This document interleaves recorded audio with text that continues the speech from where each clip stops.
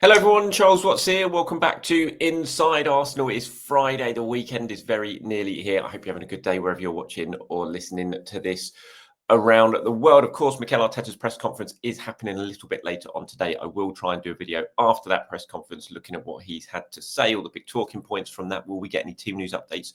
We shall wait and see. Doubtful, but you never know. So we'll try and record another show a little bit later on today, reacting to what Mikel Arteta has had to say at the show. But Realty Centre, there's still plenty to discuss in this morning's show. Big breaking news in the Premier League this morning. The APT rule change that Manchester City were desperately hoping to avert has been voted through by the Premier League pretty convincingly as well. So big defeat for Manchester City there. We'll react to that.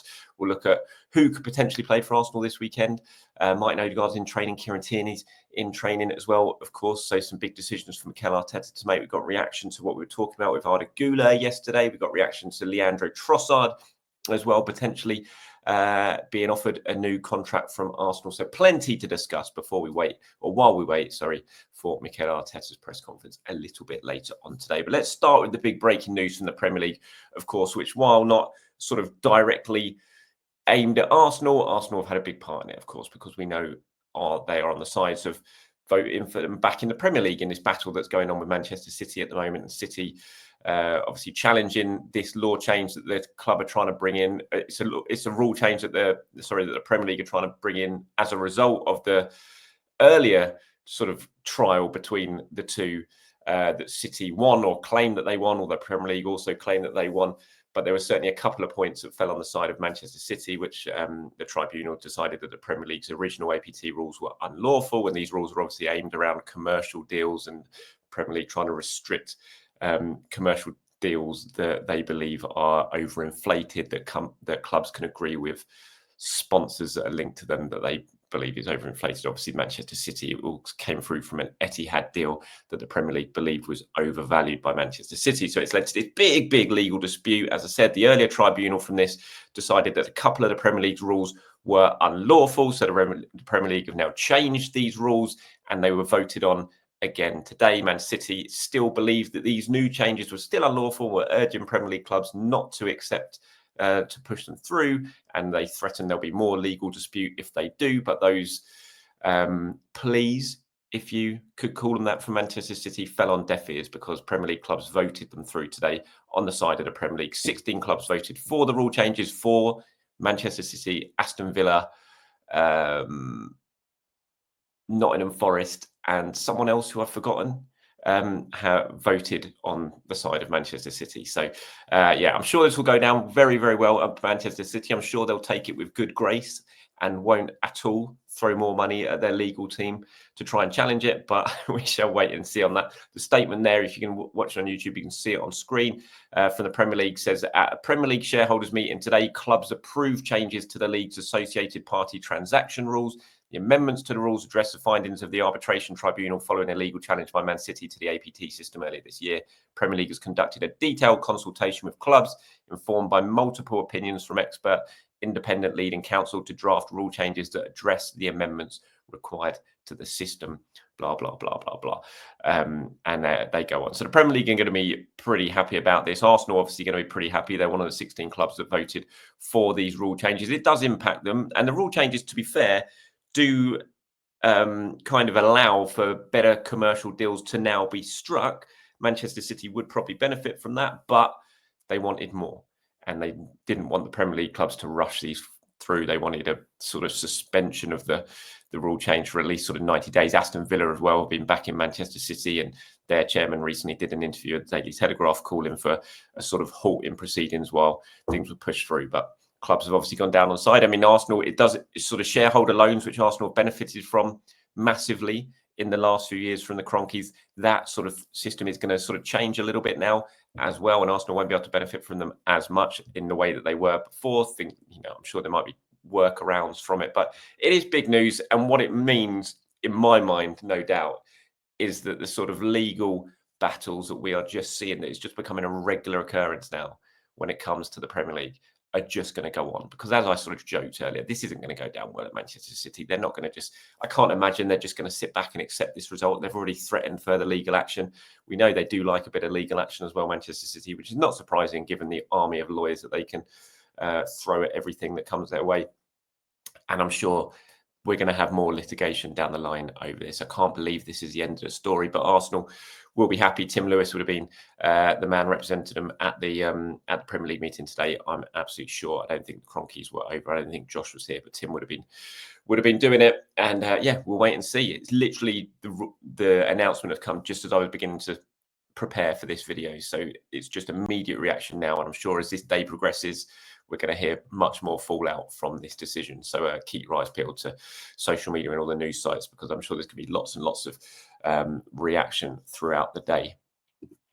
Okay, moving on to tomorrow's game. We've seen some pictures from training yesterday. Good news there. Martin Odegaard is training. We expected he would. Obviously went over to Norway after playing in the game against Manchester City. Quickly was sent home from Norway, deemed not fit enough to play in the international break. It always looked like a more sort of precautionary, sensible decision. And obviously we've seen him training now. So that is the case. You would expect Martin Odegaard certainly going to be fit to start for Arsenal tomorrow against Nottingham Forest, which is going to be a huge boost. His first game back at the Emirates, obviously, since that injury. I'm sure he's going to get massive, massive reception. Kieran Tierney again, as you can see there in that picture, joining in full training.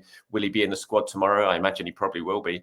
If he's fit enough to be in full training, I imagine he'll be in the squad, which again will be a big boost. Could we potentially see him play if Calafiori's not fit? And again, these pictures that were released from training yesterday, carefully avoided, show him like there was no Declan Rice, no Bukayo Saka, no Calafiori, no Trossard, all the players that are injury doubts.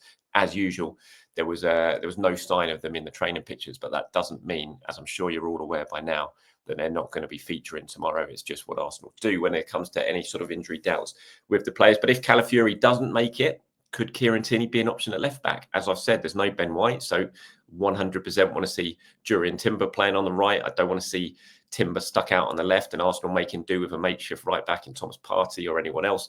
You've got loads of left back options. Use them. Just keep Timber on the right. Play him in his strongest position to make up for the absence of Ben White. And then if it means Kieran Tierney at left back, if you think he's fit enough, do it by all means. If not, Miles Lewis-Skelly, Alexander Zinchenko, Jakub Kiwior, they're all options there. Just really hope that one of those is used, as I've said before, this week, and not Jurriën Timber. The Brazilians are back, which is good. They obviously returned home latest of everyone after their game against Uruguay in the early hours of Wednesday morning, but they were back. They were in training yesterday, so straight back to it. No rest for them, which is great to see. Martinelli and Gabriel Magalhaes as well. So I would expect both of those to start. I'd be very, very surprised if they didn't, unless they came back with some sort of knock that we don't know about yet, which looks unlikely given they were involved in training. I would say they would go straight into the back into the starting 11 for this game. I'd be very, very surprised if they were rested. Sort of very early stages. I'm thinking back four: Timber, Saliba, Gabriel, and then if Calafiori's not fit, I don't know, probably Zinchenko or Kiwior. I'm not entirely sure. See what Mikel Arteta decides to do. I still think Thomas Partey will probably be the holding midfielder. We might see Rice and Odegaard ahead of him, and then Saka, Martinelli, and Kai Havertz up front. But I'll do that. I'll have a look at my predicted 11 a lot more in tomorrow morning's show. So yeah, keep your eyes peeled for that. But let me know your thoughts on who should be starting this game. I'll pull some of them together and get them included in tomorrow's preview show in the morning. Get into the comments with your starting 11s, please. Well, just on Leandro Trossard, obviously, if you haven't seen inside Arsenal Extra Time yesterday with me and James, we discussed this at length following Sammy Motbell in the Mail reporting yesterday that Arsenal are looking to extend Leo's contract. That's obviously caused quite a bit of reaction, and we spoke about it at length in the show yesterday. I was sort of giving my thoughts on it, and my thoughts on it are, if you haven't watched that show, that I can understand. I think it's a perfectly understandable decision from Arsenal. Yes, I know Leo's not in the best of form at the moment. He hasn't had the best of seasons, but he's still a hugely important player in this squad. Hugely, 17 goals last season in all competitions. Yes, he's struggling for form right now, but you know what Leo's about. He's a very good finisher, probably the best finisher at the club. He's very good off the bench, which Arsenal need. And I don't see why giving him a new contract stops you going out and investing in a if you want to sign an out and out number one left winger to potentially go ahead of Martinelli and Trossard, I don't think Trossard being here stops you doing that at all. I just think it adds to your squad depth. You still, say Nico Williams becomes available, who we know Arsenal would love to sign if the opportunity was there.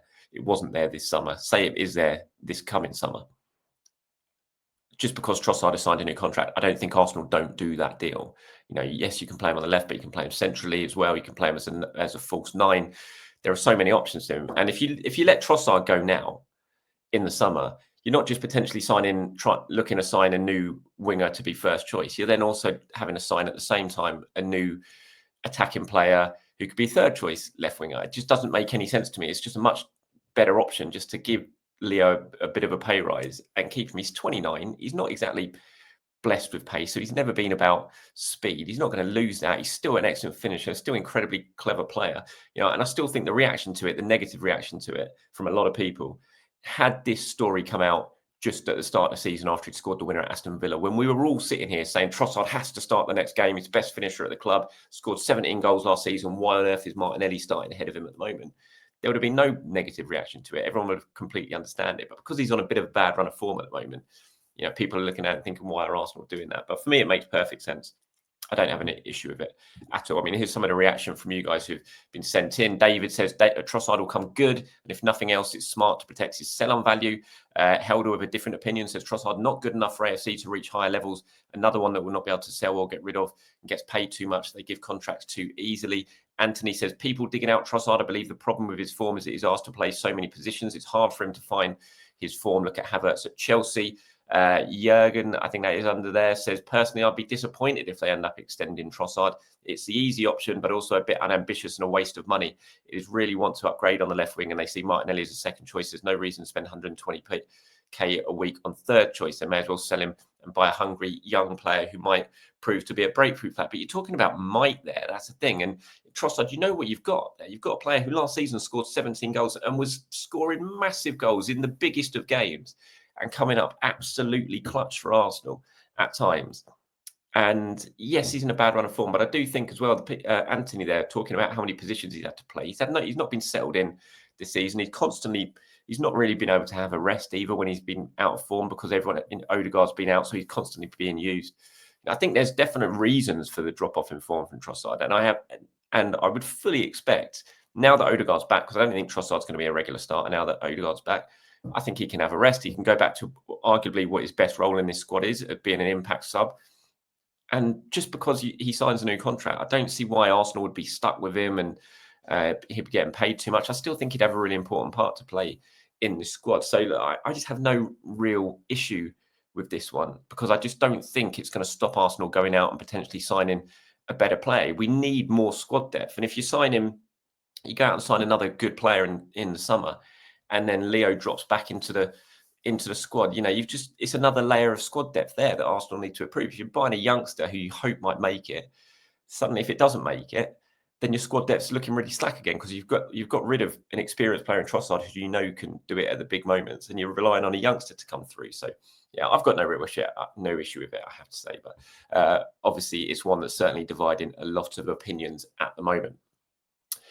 Just onto the women last night, big win for them, leaving it very, very late, scoring that very late goal in the 89th minute to send Arsenal through, beating Juventus 1-0 at the Emirates in front of a crowd of around 10,000. They're through to the quarterfinals now, Arsenal, of the Champions League, which is absolutely fantastic. Of course, last season was such a disappointment, not even in making it through the qualifying stages. It was a real, real blow to the club. There was so much disappointment over it. But now they're through to the quarterfinal stages, which is, massive, and it's a real boost for them. They've got some big knockout games to come now at the Emirates, which will be really, really exciting. It wasn't the prettiest of games yesterday. I think they deserved the win, but it wasn't exactly the prettiest games. It was certainly very, very different to the game over in Italy, which Arsenal sort of steamrolled Juventus 4-0 in that game. It was a much tighter contest this time. They needed a goalkeeper to make some big saves at 0-0 as well to stop Juventus going in front, but they got the job done. It's another win, 6 wins from 7 now for Renée Slegger's fantastic run of form since she's taken over as interim boss. And if she is, she can't really do much more. If she does want the job full time, she can't really be doing much more than she's doing at the moment, because she's totally transformed Arsenal's fortunes. Confidence is back, that winning mentality is back, and yeah, big night for them. So congratulations to the Arsenal women. Just on Arda Guler, some of the reaction for what we were talking about in yesterday's show, the links between Arsenal potentially making a move for Guler in January on loan. There's the reports from Spain yesterday that we were discussing. Some of the reaction from you guys. Imim at the top there says, I'd be happy for Guler to come. I would see him as backup to Saka with the flexibility to cover Odegaard, a job that Ranieri isn't really trusted with yet. We haven't had a good backup to Saka, and I'm not happy that he plays every minute of every game. To be fair, he doesn't anymore. At the moment, I've seen Saka come off a lot more than we used to.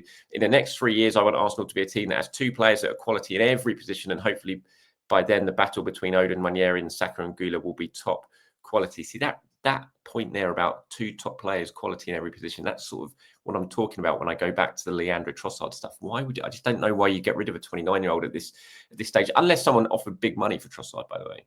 If someone in the summer comes in and offers 35 million for Leo, then 100% you take that. Even if he signed this new contract, you take that money. And I don't think this new contract would stop clubs coming in, especially the clubs that might be interested in Trossard. And I'm looking at Saudi Arabia, would stop those clubs coming in with a bid for him.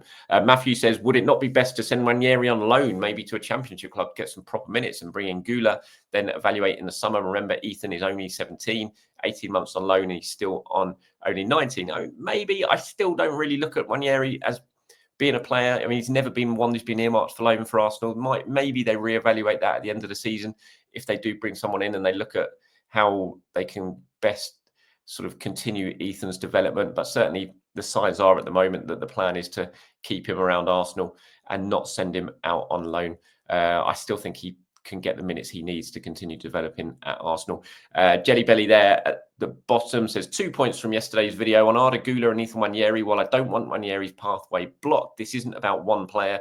Bringing in a world-class talent that is ready to go right now instantly improves Arsenal. Surely the club needs must come before one player, even if it is a hail-end talent we all love. Nothing else, it means we could sell one or the other. If Ethan, then it would be 100% pure profit. What I want to be talking about selling Ethan Ranieri, I have to say. And is Arda Guler a world-class talent? I don't know. I mean, he's great, and I loved him at the Euros, but he's not been able to force his way into Madrid picture really, which I know it's Real Madrid and they've got a lot of talent on their books, but still, I'm not sure if you could. I'm not sure you can sit right now and say Arda Guler is a world-class talent. At 19, he's shown glimpses of his unreal quality, absolutely. And I was excited as anyone watching him at the Euros, but I'm not sure.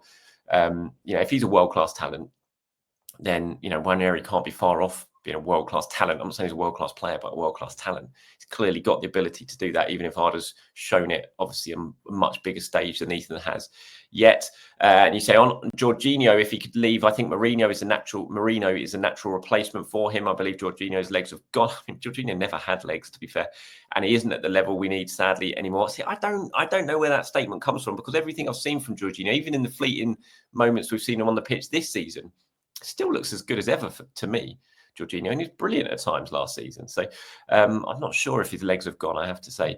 And you say, same with Zinchenko and Jesus. Arsenal have moved on from these great players. It's brutal game football. It's just where Arsenal are. I agree kind of with Zinchenko and Jesus more than I do with Jorginho. I think Arsenal definitely sort of moved on from them, and they haven't been able to keep up with the development Arsenal have had. They were brilliant at first. They served a purpose. They helped raise the level at Arsenal, but it certainly looks like the days might be numbered for them come the summer. Thank you very much for everyone getting involved. Appreciate it. As always, please do enjoy the rest of your Friday. Like I said, I'll be back later on, hopefully, to do another show reacting to what Mikel Arteta has had to say in his pre-match press conference ahead of tomorrow's game. So have a great day, everyone. Speak to you soon. Bye-bye.